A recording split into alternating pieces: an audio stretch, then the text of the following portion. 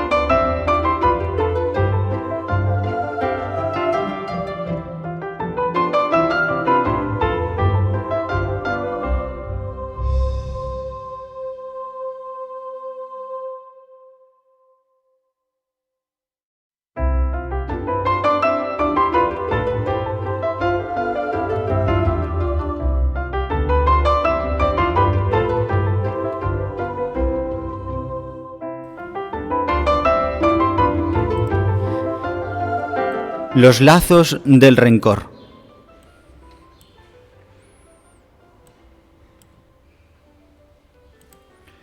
Por otro lado, debemos darnos cuenta de que cuando perdonamos a alguien, si en cierto sentido le hacemos un bien a esa persona, liberándola de una deuda, ante todo nos hacemos un bien nosotros, pues recobramos la libertad que el rencor y el resentimiento estuvieron a punto de hacernos perder.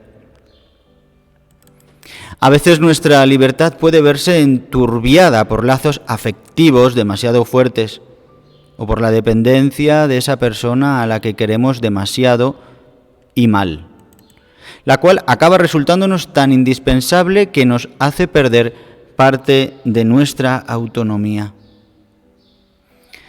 Al igual que la dependencia afectiva, la negativa a perdonar nos encadena a quien queremos mal y enajena nuestra libertad.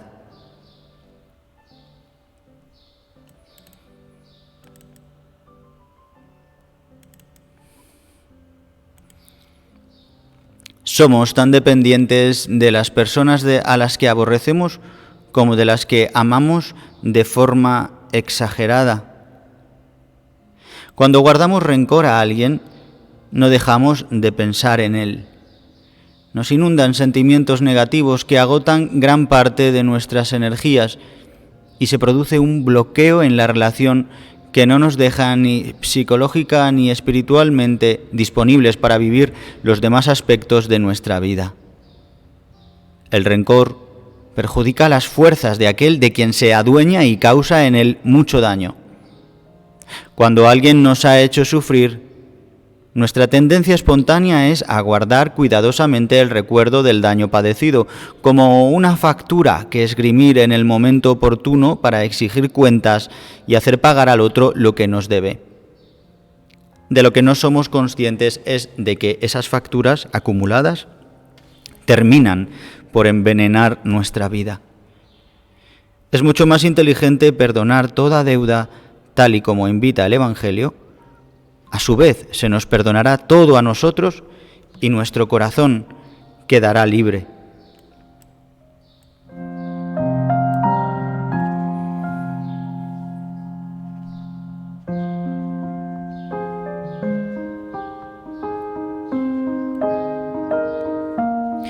Todos hemos experimentado cómo el resentimiento guardado a otra persona nos lleva a perder la objetividad respecto a ella. Entonces todo lo vemos negro y nos cerramos a cuanto, a pesar de que nos haya hecho sufrir, podría aportarnos de positivo.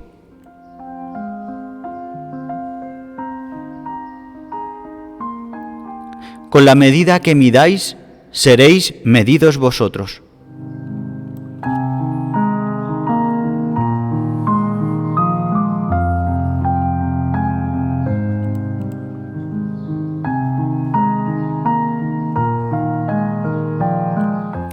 Uno de los pasajes del Evangelio más bellos sobre la invitación a perdonar lo encontramos en los versículos del evangelista Lucas en el capítulo 6, del versículo 27 al 38.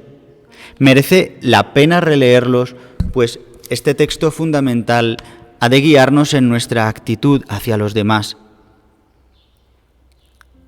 Amad a vuestros enemigos, haced el bien y prestad sin esperar nada a cambio. Así será grande vuestra recompensa y seréis hijos del Altísimo, porque Él es bueno con los ingratos y con los perversos. Sed misericordiosos como vuestro Padre es misericordioso. No juzguéis y no seréis juzgados. No condenéis y no seréis condenados. Perdonad y seréis perdonados.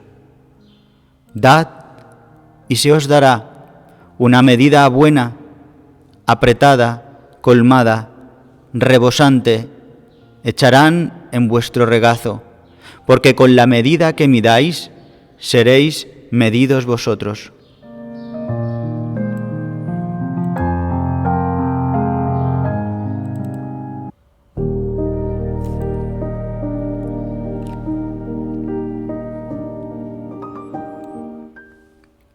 Palabras muy exigentes. Y sin embargo se trata de una exigencia que debemos entender como un regalo magnífico que Dios quiere hacernos. Dios da lo que pide. Y este texto contiene la promesa de poder transformar nuestro corazón hasta el punto de hacernos capaces de amar con un amor tan puro, tan gratuito y tan desinteresado como el suyo. Dios quiere concedernos que perdonemos como Él es capaz y que de este modo nos volvamos semejantes a Él, porque Dios nunca es tan Dios como cuando perdona. Podríamos decir que todo el misterio de la redención de Cristo a través de su encarnación, su muerte y su resurrección consiste en este intercambio maravilloso. En el corazón de Cristo, Dios nos ha amado humanamente con el fin de hacernos aptos para amar divinamente. Dios se ha hecho hombre para que el hombre se haga Dios, es decir, ame como solo Dios es capaz de amar, con la pureza, la intensidad, la fuerza, la ternura y la infatigable paciencia propias del amor divino. Es extraordinariamente esperanzador y un gran consuelo saber que, merced a la obra de la gracia divina en nosotros, si seguimos abiertos mediante la perseverancia en la fe, la oración y los sacramentos, el Espíritu Santo transformará y ensanchará nuestros corazones hasta hacerlos capaces algún día de amar como Dios ama.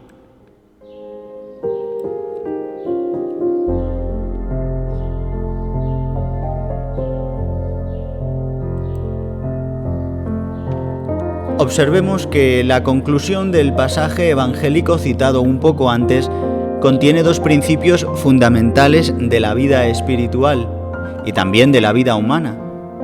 Con la medida que midáis, seréis medidos.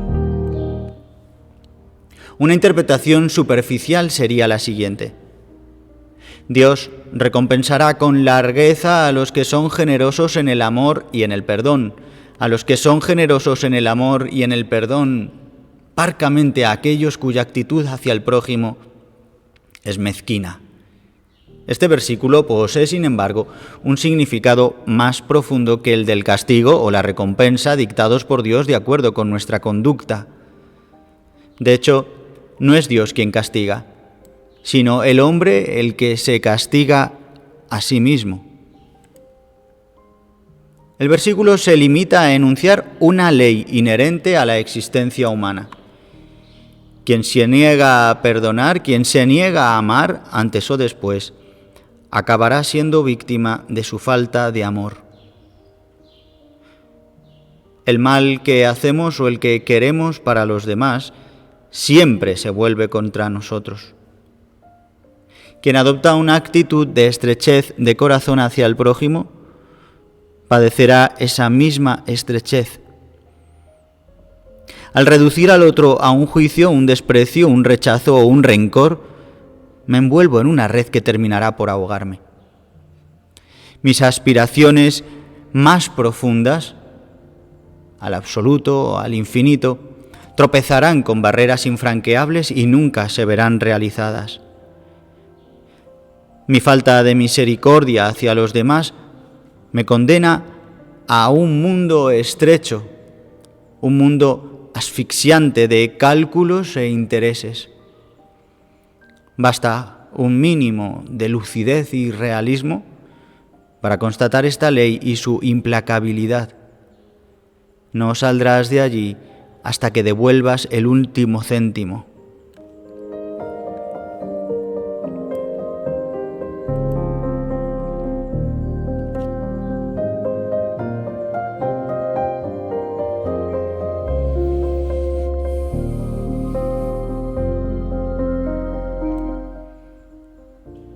Cuando nos hallemos interiormente oprimidos, muchas veces no habrá otra razón que esta, que nuestro corazón es mezquino en sus disposiciones hacia el prójimo y se niega a amar y perdonar con generosidad.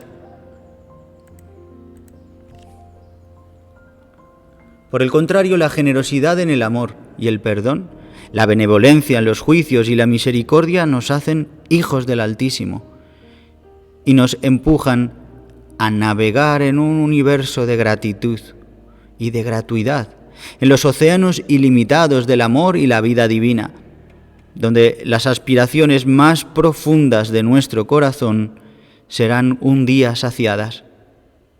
Si amamos al prójimo, nos dice Isaías, entonces brotará tu luz como la aurora y pronto germinará tu curación.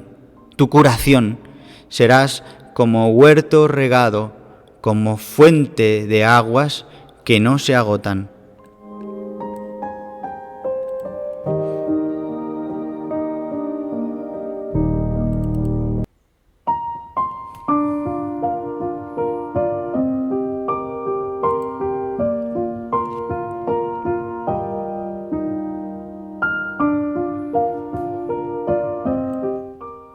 Obtener fruto de las faltas ajenas.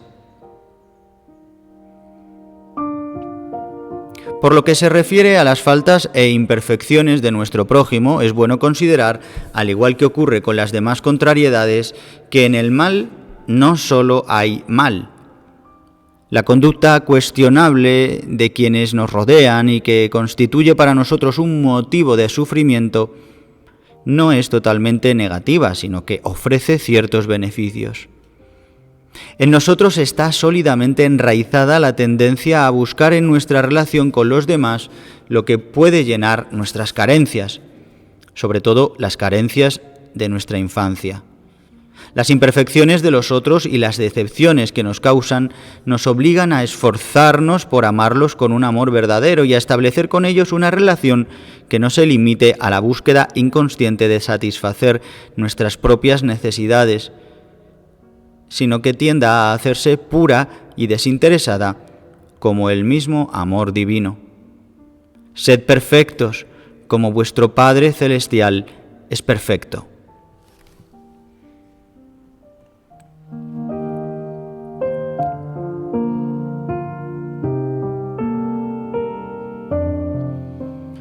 Por otro lado, estos defectos nos ayudan también a no esperar del prójimo la felicidad, la plenitud o la realización que solo podemos encontrar en Dios, quien nos invita a enraizarnos en Él.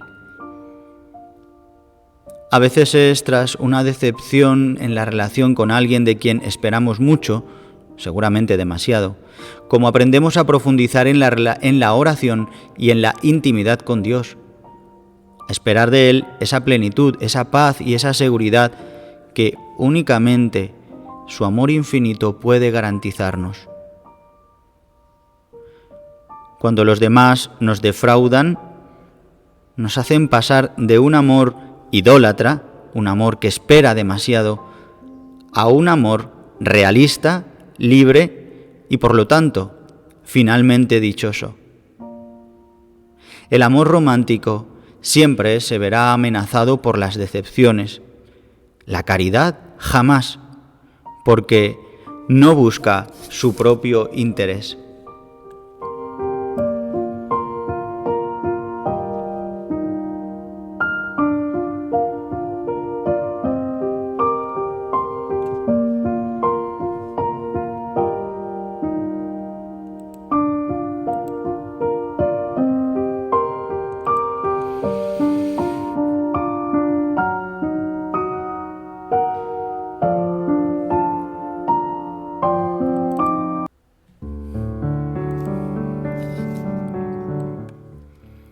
El pecado de los demás no me quita nada.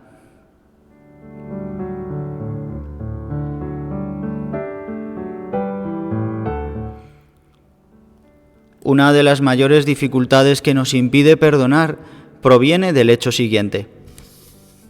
Después de algún suceso doloroso o del comportamiento negativo de una persona que repercute en nuestra historia personal, tenemos la sensación de vernos privados de algo que consideramos importante, si no vital. A menudo es esta sensación difusa de haber sido desprovistos por culpa de otros de ciertos bienes necesarios lo que alimenta nuestro rencor. Puede tratarse de bienes materiales, afectivos, morales, no haber recibido el amor al que se tenía derecho o la estima necesaria, etc., o espirituales, esa conducta del responsable de mi comunidad que me ha impedido determinado crecimiento espiritual, etc.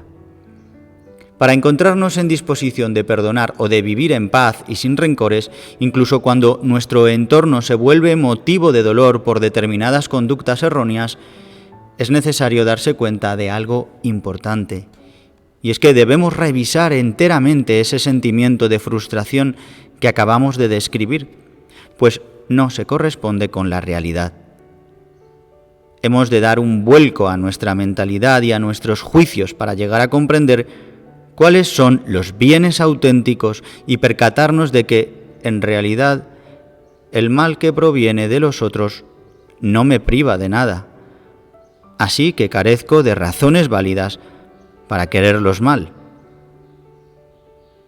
Por supuesto que los demás tienen la capacidad de privarme de muchas cosas en el plano humano y material, pero nadie puede quitarme lo esencial, el único bien verdadero y definitivo, que es el amor que Dios me da y el que yo puedo darle, y el crecimiento que de él se derivará. Nadie será nunca capaz de privarme de la posibilidad de creer en Dios, de esperar en Él, de amarlo en todo lugar y circunstancia. Nadie me podrá arrebatar este bien esencial y auténtico, ni impedirá que crezca lo que hay en mí de más profundo y definitivo. Porque es esencialmente a través del ejercicio de la fe, de la esperanza y del amor, como se construye el hombre.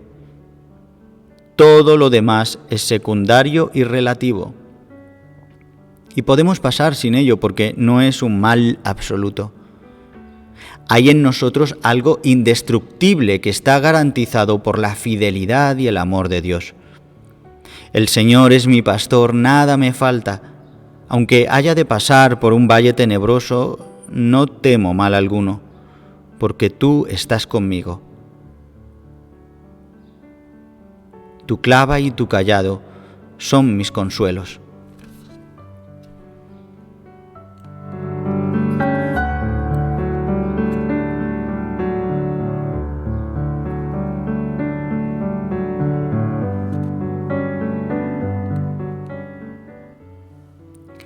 En lugar de perder el tiempo y desperdiciar energías acusando a los demás de lo que no marcha bien en nuestra vida o reprochándoles lo que consideramos que nos quitan, es preciso esforzarse por adquirir una autonomía espiritual, profundizando en la relación personal con Dios, fuente única e inagotable de todo bien, y creciendo en la fe, la esperanza y el amor desinteresado. Debemos de convencernos de una vez por todas de que el hecho de que los demás sean pecadores a mí no me impide convertirme en santo, que nadie me priva de nada y que al atardecer de mi vida, cuando me encuentre cara a cara con Dios, que nunca permitirá que carezca de todo lo necesario para avanzar espiritual y humanamente, no cometeré la niñería de acusar a los demás de mi falta de progreso espiritual.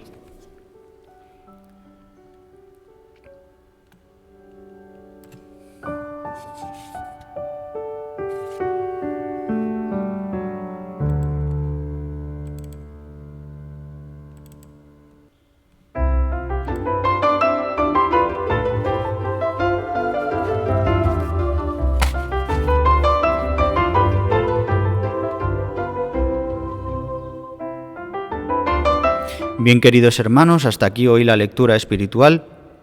Continuaremos mañana con estas reflexiones fantásticas que nos hacen ver nuestra vida a la luz de la fe, la esperanza y la caridad, para poder adquirir así la verdadera libertad.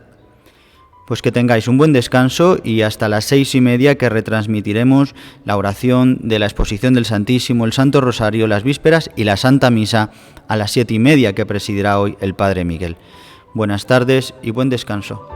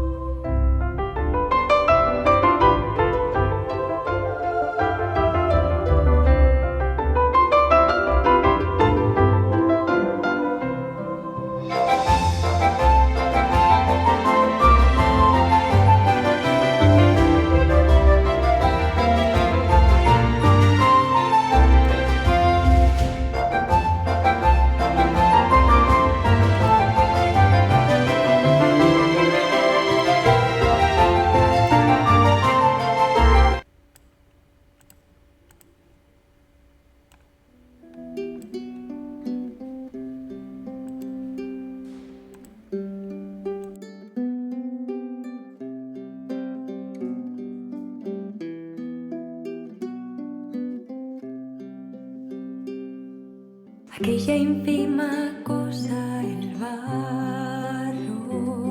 se encontraba entre las manos de Dios. Cada vez que el barro era